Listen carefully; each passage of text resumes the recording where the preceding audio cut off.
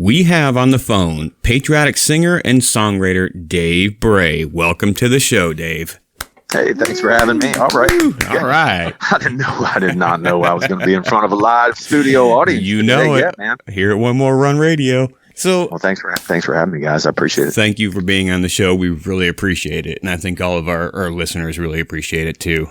I want to get into this. So, is there a person or a situation that inspired you to put these American songs out there? Is there a time in your life when something clicked and you were like, you know, this is it. This is inspiring. If it's a person or something going on in your life that made you want to do this. Well, you know, I grew up in small town America. And when I say small town, I'm talking about a couple hundred.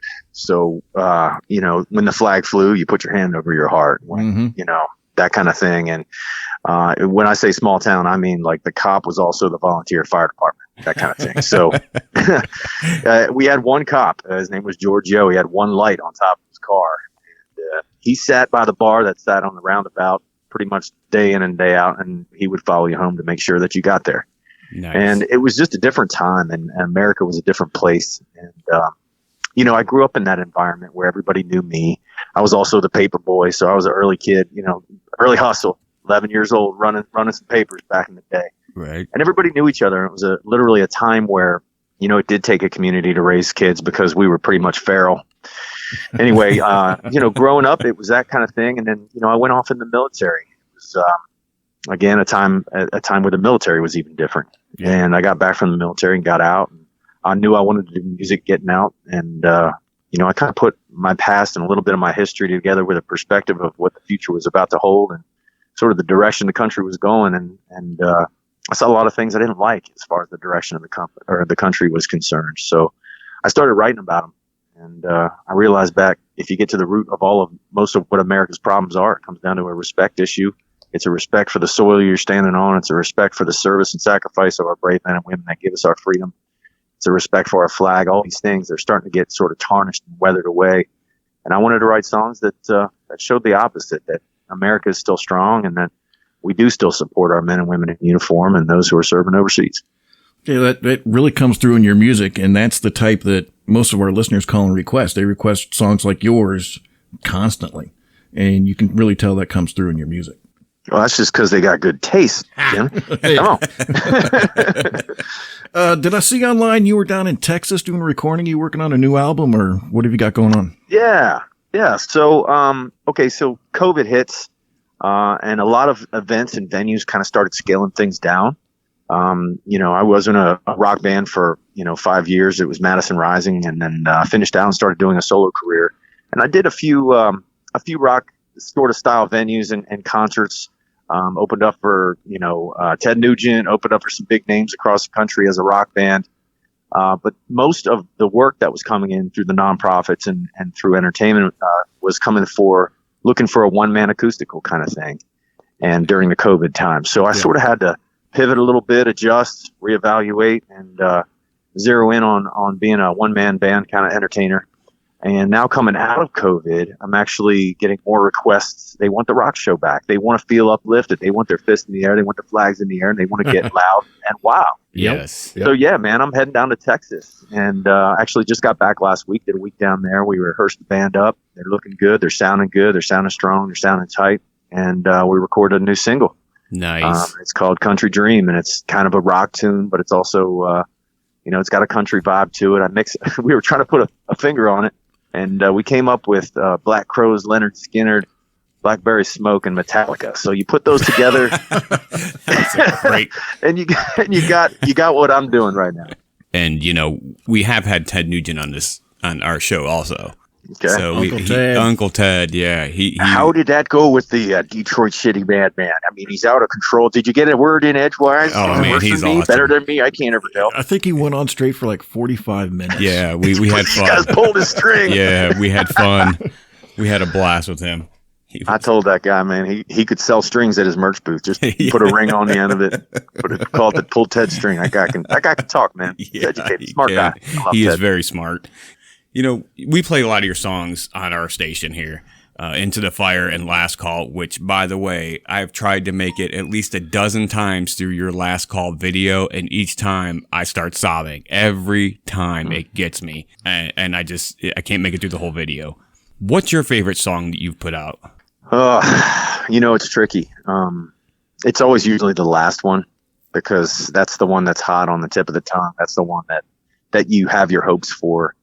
As a musician, you're sort of you're a gambler. You're sitting at the table. You know what I mean? And just to be sitting at that table, throwing your chips in to play your hand is a blessing in this day and age.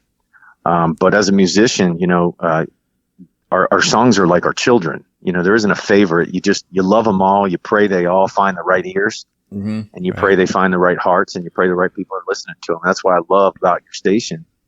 One More Run is able to spin my kind of music, and it's finding the right ears, because it's truly an abyss out there in this day and age in the music business. And when you guys can put my stuff in front of people, I'm just blessed and grateful. So my favorite is whichever one everybody else's favorite is at the time. I like they it. love the most, or the one that they gravitate towards. Well, speaking of that, I noticed you have a very devoted fan base.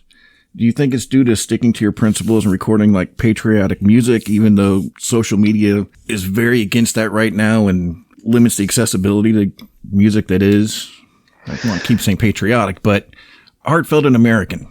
Yeah, I mean, we do have an amazing fan base, and we're truly blessed for each and every one of those. I think a lot of them come from there's the Dave Bray USA that's on social media. There's the Dave Bray USA that also puts out a Freedom Friday I try to put one out every single Friday that's a little more in touch with what's happening, maybe politically or in the news.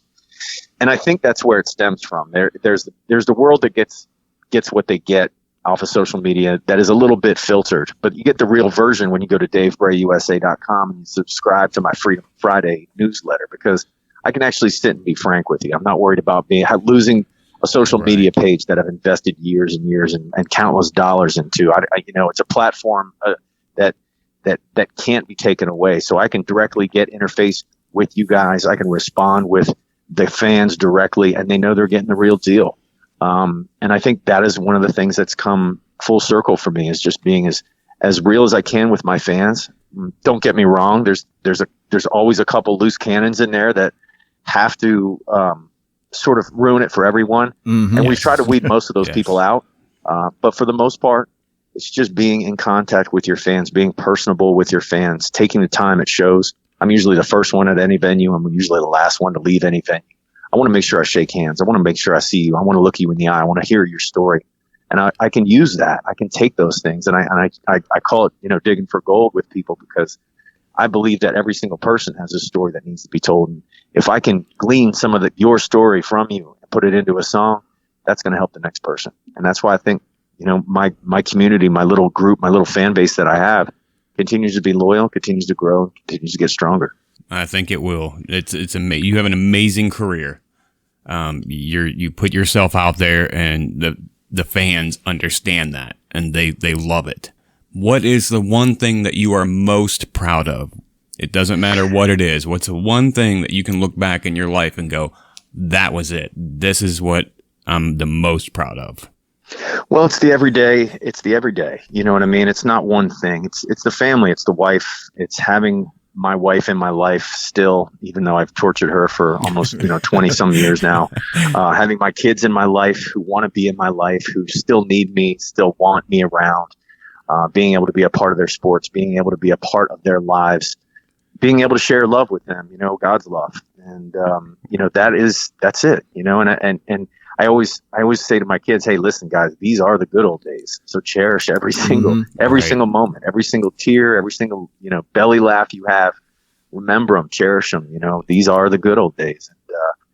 And, it's not going to last. You just have to accept that. And that's a hard pill for a dad to swallow. But it's one of those things that, I can't look back at it now, because right now is me looking back on now, if that makes sense. Right. Do you feel that the balance between, your work and your family is pretty consistent, pretty good? Your family, I'm guessing 100% supports you. Well, yeah, they are also, listen, I run, everybody asks me, who does your merch? Who does your t-shirts? Who does that? We do everything in house. My wife is my booking, my PR, my outreach, my logistical. I call her mission control of my music on a mission. Right. My kids are packaging department and shipping department. That's a beautiful thing. I'm the on the road guy, but I print every single t-shirt that goes out the door. I print them, and I try to use products that are made of U.S. materials. They're not always sewn in America, but they're made from U.S. cotton. So I'm trying my best to hold this thing down the best we can. Yes, I'm hoping one day it grows way out of my realm and way out of my ability to keep up. But for right now, I got the manpower. I got two kids, preteen boys, and they're in the fight with us. And I got, the beautiful Becky Bray, who's on my shoulder. She's my angel. She's my unicorn. She's my guiding light. I got the good Lord upstairs watching out for us, and that's all we ask for every day. That is a beautiful thing. Shout out to Becky. Yep. Yes. Commander Becky to you. Commander James. Dave, I got a challenge for you. Okay. I've heard a lot of your music. You can do some very great rock and upbeat stuff. Most first responder songs are very sentimental, and I keep looking for music, and I found some country songs. I found some rap songs even that are very inspirational for first responders, but not rock and roll. I want something guys going through the academy can play and get pumped up. I'm looking for a song that the SWAT team's getting ready to go do a raid, and they need a motivational type song that really uplifts them and pumps them up. I think you're the man that could do something like that. I think Pantera's already got that covered, brother. I mean, it's the go-to, right? I mean, you put in Stronger Than All, and you can rip down a wall. That's the way I feel. Yeah, that's true. That's true. What's the best way for our listeners to keep up with you online? Everything about me is either Dave Bray or Dave Bray USA. So if people focus on Dave Bray USA on all social media, you're going to find me. Hopefully you'll find the real me and not the fake ones that are out there. But Dave Bray USA or DaveBrayUSA.com is the website if you want to support. You want to purchase some merchandise. One of the things that we've decided to do with our mission is that no matter how many t-shirts you buy, we give one CD, personalized signed CD for each and every t-shirt that goes out the door. Wow. So our mission only continues if we have people that are helping to push it. If I stop tomorrow, is anything going to happen if I don't have somebody out there street teaming for me, using word of mouth for me? The answer is probably not. Right. So we actually like to send you guys something to help pass along to the next person. And I pray that next person becomes a fan because you believe they're going to believe. Right. And that's the idea. It's a mission. It's oriented behind that. So DaveBrayUSA.com. And then I got a shameless plug here. Go for it. I'm doing a big push for Mike Lindell, and I got a promo code, and it's music. So if you use promo code music at mypillow.com, you're going to save up to 66%. And right now we're doing the best we can to support this trucker convoy. We're sending thousands of pillows, My Pillow pillows, out to these truckers who are camping out and doing what needs to be done in Canada. That's pretty cool. All right. We have one question we ask all of our guests. It's probably the most important question you're going to have in your lifetime. You will be judged harshly on your answer. Yes, you will be judged. Well, Jimmy J, before you ask it, I got to know what Ted Nugent's answer was before I even go into this thing. Let's just say I think I won that battle. I'm scared. If you beat Ted Nugent on something, we all got to. No, it's not like that. All right. So, fire. Does pineapple belong on pizza? Jeez, man.